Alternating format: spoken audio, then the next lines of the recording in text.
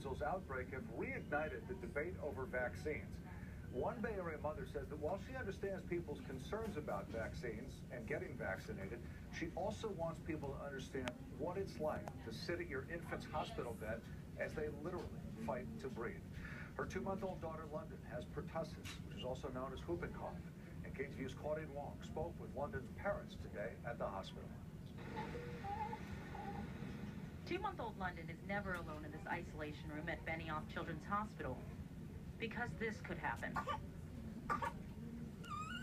Time kind of just stops, and it's just, you don't freeze, you just, it's such a terrifying moment, and you feel helpless.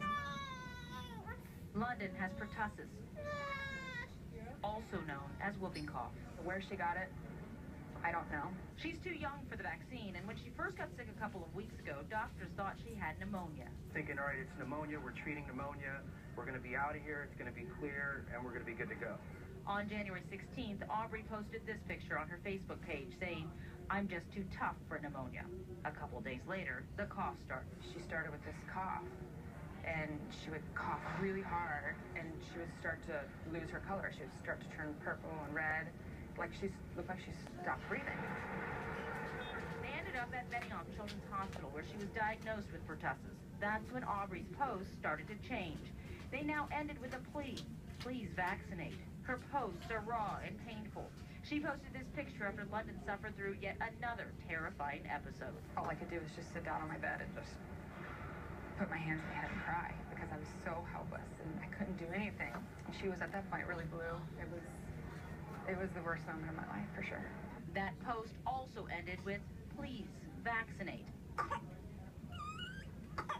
And last night, this video.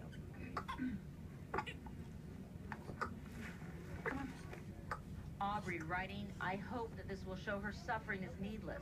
Please vaccinate." I don't want to judge anybody, but now that it has touched me so, deeply, because to see my baby, my tiny little perfect baby, lifeless in my arms for no reason at all,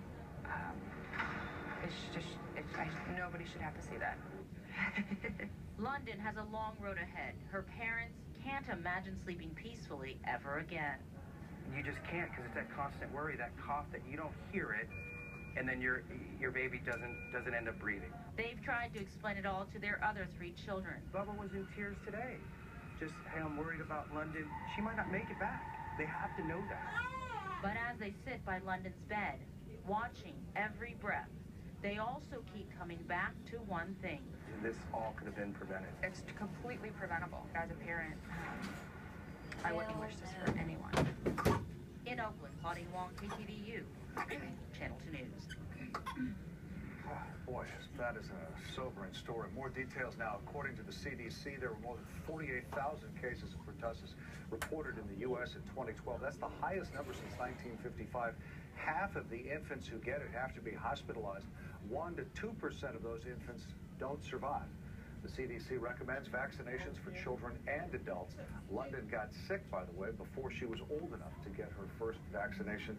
Boy, as parents, you can sure relate to your child, struggling so like that. Sad to see her like helpless that. Feeling. I know, the helpless feeling. Yeah, well, we wish London all the best in her family. We want to check the weather now with Bill and find out what's